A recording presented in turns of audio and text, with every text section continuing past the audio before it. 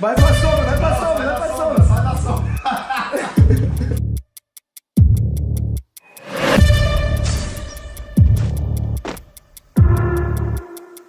Insólito tentando fazer a marcação. Bora que bora nessa marcação insana contra a Lion e serviu muito bem, hein?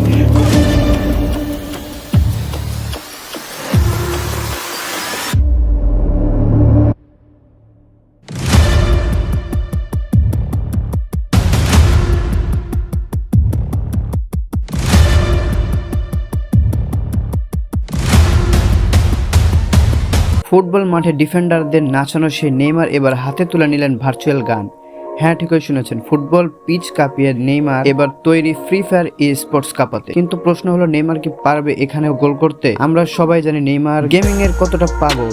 CS:GO হোক বা PUBG, তার skill নিয়ে নতুন করে বলার কিছু নেই। কিন্তু ফ্রি ফায়ারের সাথে তার সম্পর্কটা এখন অন্য লেভেলে চলে গেছে। এটি কেবল তার কোনো কোলাবরেশন বা ক্যারেক্টার ইভেন্ট নয়, নেইমার এখন সরাসরি ফ্রি ফায়ার স্পোর্টস ইকোসিস্টেমে ইনভলভ হয়ে গেছে। ফ্রি ফায়ারের গ্লোবাল ফ্যান বেস এমনিই বিশাল, আর সেখানে নেইমারের মতো একজন গ্লোবাল আইকন যুক্ত হওয়া মানে হলো স্পোর্টস দুনিয়ার বড় ধরনের বিস্ফোরণ। ব্রাজিলে ফ্রি ফায়ার একটি ইমোশন, আর নেইমার সেখানকার রাজা। শোনা যাচ্ছে নেইমার নিজস্ব গেমিং স্কোয়াড বা কোনো স্পেশাল টুর্নামেন্ট আসতে চলেছে, যা স্পোর্টস এর সব রেকর্ড ভেঙে দেবে। অনেকেই প্রশ্ন তুলছেন, নেইমার কি প্রো প্লেয়ারদের সাথে পাল্লা দিতে পারবে? মনে রাখবেন, নেইমার শুধু একজন সেলিব্রিটি গেমার নন, তার রিফ্লেক্স এবং গেম সেন্স কিন্তু অসাধারণ।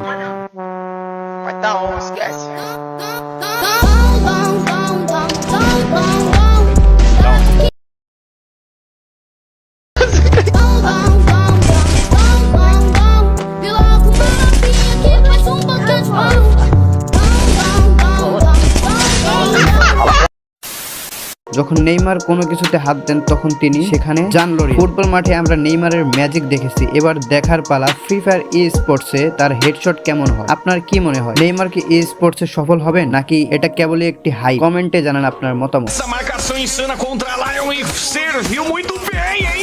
Coisa linda, Neymar! Fazendo show pra vocês. Aplicou pra cima do primeiro. Já leva a turbo, que disparo! Foi um cabeceiro incrível, mis hermanos. Olha isso, que a Team Solid vem aprovado. É o duelo final. A Team Solid chegou pra amassar. É Team Solid. Incrível! Agora antes se aproveita dessa trocação. Lewis vai chegando pra clicar, se quer ver só? Já passou! Olha o cuidado! Que ele estoura, meus amigos, a última disputa. দুনিয়া তাকে চিনে ফুটবলের জাদুকর হিসেবে, যার পায়ে dribbling এ কুপকাত বিশ্বের সেরা ডিফেন্ডাররা। কিন্তু কল্পনা করুন তো, সেই একই রিফ্লেক্স আর একই বুদ্ধি নিয়ে নেইমার যদি নেমে পড়েন ফ্রি ফায়ার ব্যাটল গ্রাউন্ড। এটা কোনো গুজব নয়, বরং স্পোর্টস ইতিহাসের সবচেয়ে বড় বিস্ফোরণ। নেইমার জুনিয়র এবার ফ্রি ফায়ার স্পোর্টসে। কিন্তু তিনি কি কেবল একজন প্লেয়ার, নাকি তৈরি করেছেন নিজের কোনো এক বিশাল সাম্রাজ্য? চলুন বিস্তারিত জানি। স্যার, আপনি একটু বাইরে গিয়ে আবার ঢুকেন, আমরা আপনাকে দাঁড়ায় সম্মান করি। নেইমার এবং গেমিং সম্পর্কটা অনেক পুরনো। যখনই তিনি মাঠের বাইরে থাকেন, তাকে পাওয়া যায় গেমিং কনসোলের সামনে। CS:GO থেকে শুরু করে কল অফ ডিউটি, নেইমারের গেমিং স্কিল দেখানো পেশাদার প্লেয়াররাও অবাক হয়েছে। কিন্তু এবার প্রেক্ষাপট ভিন্ন। ফ্রি ফায়ার ওয়ার্ল্ড সিরিজের নেইমারের উপস্থিতি এবং বড় বড় স্পোর্টস অর্গানাইজেশনের সাথে তার কোলাবরেশন ইঙ্গিত দিচ্ছে যে নেইমার কেবল শখের বসে খেলছেন না, তিনি খেলছেন ডমিনেন্স করার জন্য। কেন নেইমারের এই এন্ট্রি ফ্রি ফায়ারের জন্য এত গুরুত্বপূর্ণ?